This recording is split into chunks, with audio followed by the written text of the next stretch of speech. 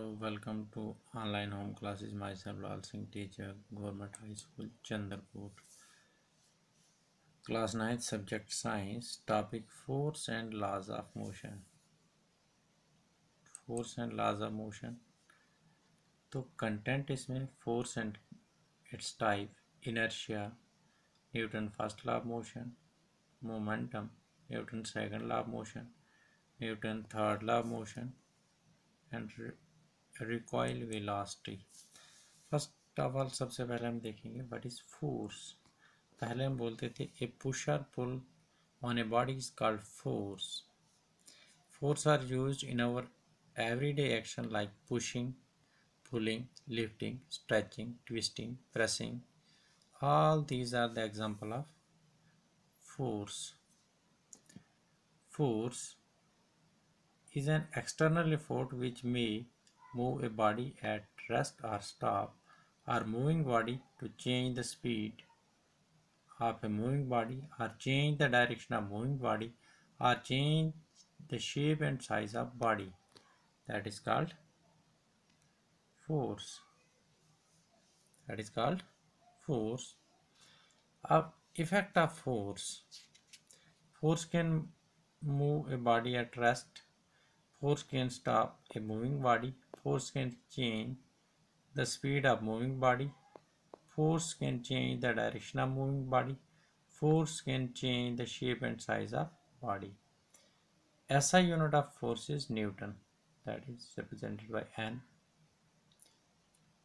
kg meter per square, because force is equal to mass into acceleration. 1 Newton is equal to 1 kg into 1 meter per 1 Newton is equal to 1 kg meter per second square.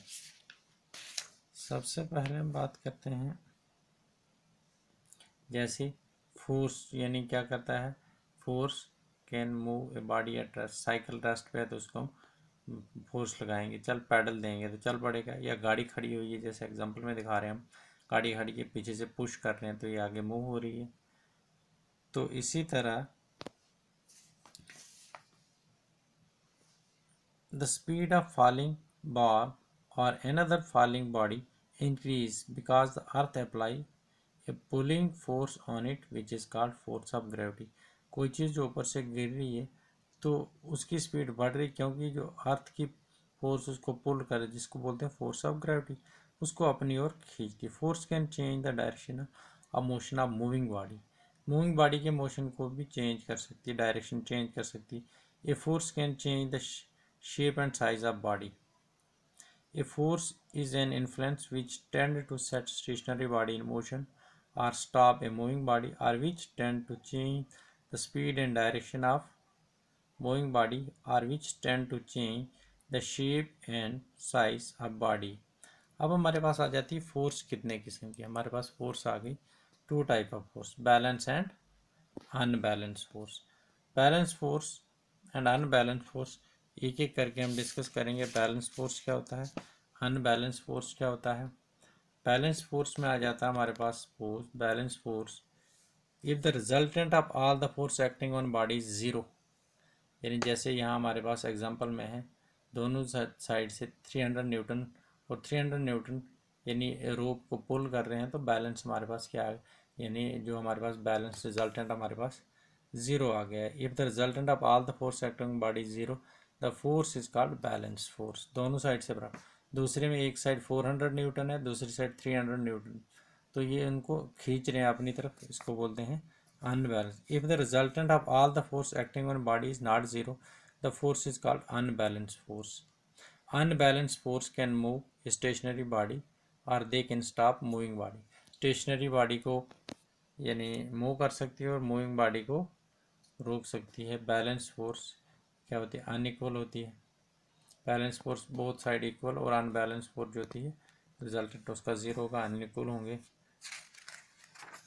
अब हमारे पास आ जाता है जिसको हम बोलते हैं इनर्शिया और न्यूटन्स लॉ ऑफ मोशन। तो Newton has given 3 law to describe the motion of body. Newton ने 3 लॉ दिए थे डिस्क्राइब करने के लिए मोशन ऑफ द बॉडी। पहला लॉ है a body at rest will remain rest, and body in motion will continue in motion in a straight line with a uniform speed unless it is compelled by external force to change its state of rest or of uniform motion. Unless जब तक इसके ऊपर कोई external force apply नहीं किया जाए, कोई object अगर स्टेट ऑफ मोशन में है तो मोशन में रहेगा, रेस्ट में है तो रेस्ट में रहेगा. तो इसीलिए inertia is the property of a body due to which its resist changes state of rest or of uniform motion. एक inertia जो प्रॉपर्टी है बॉडी की जो इसको resist करती है, resist change in its state or of uniform motions.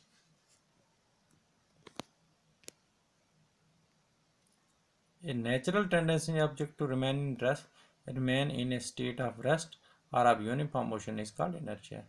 This is why first law of motion is known as law of inertia. इसीलिए first law of motion को लॉ ऑफ इनर्शिया भी कहते हैं. Stone has more inertia than football. Stone में ज़्यादा inertia होगा as compare to football की बात करेंगे हम.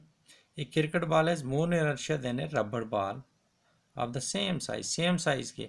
एक रबड़ का बॉल है, एक क्रिकेट बॉल है. क्रिकेट बॉल में ज़्यादा इनर्शिया होगा.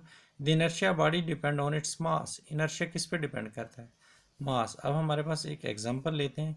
We take a glass tumbler with a place a thick square card on its mouth as shown in the pictures.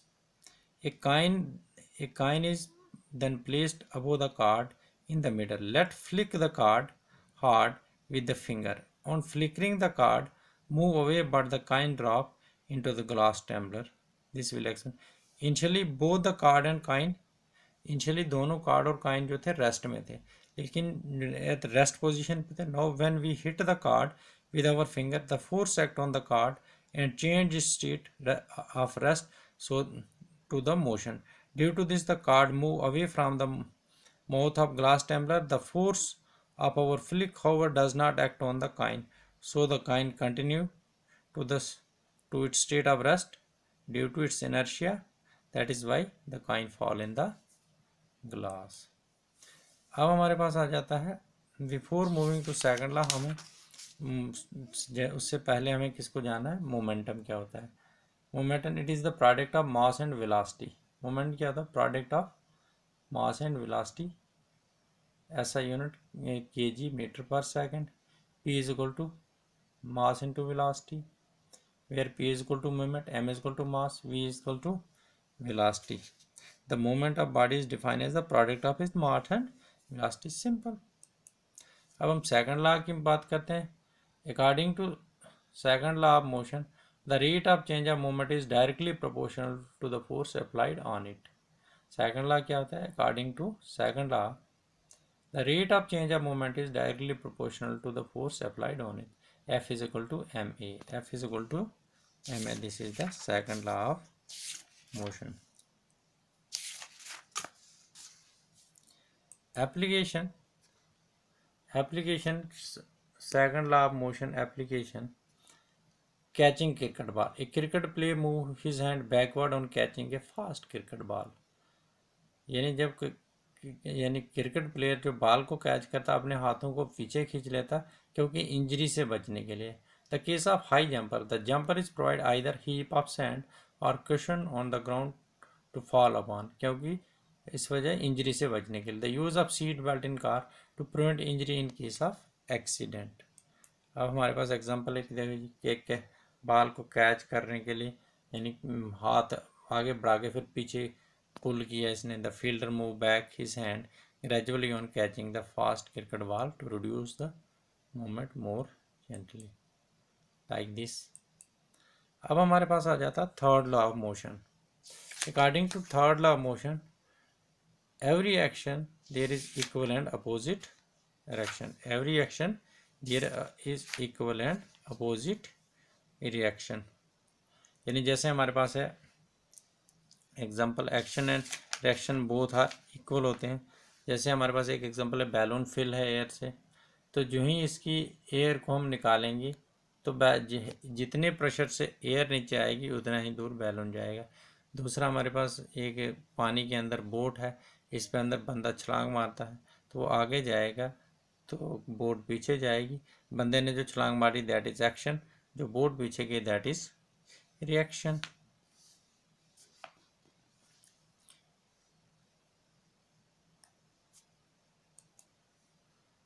तो इसी तरह से the rocket also work on the principle of action and reaction, यानी rocket के अंदर जो fuel भरा होता है, the rocket is also work on the principle action. In rocket hot gases produced by the rapid burning of fuels rush out of jet at the bottom of the rocket at very high speed. The equal and opposite reaction force is downward going gases push the rocket upward with a great speed. यानी जो hot gases होती हैं वो जब burn होती हैं तो वो गैसेस नीचे आती हैं और रॉकेट को अपवर्ड डायरेक्शन में पुश करती हैं। उसके बाद हमारे पास आता है law of conservation of momentum.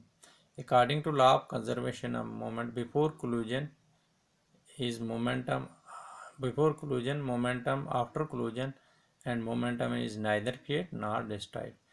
For example, m1 u1 m2 u2.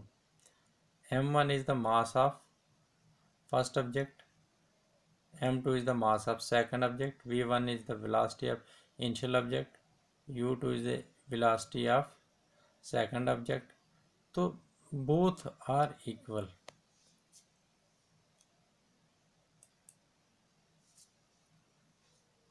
अब हमारे पास आता है recoil velocity.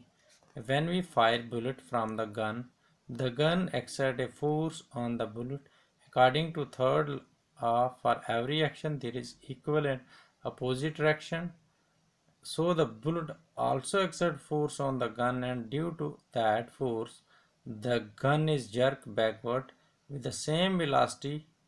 That velocity is called recoil velocity of gun.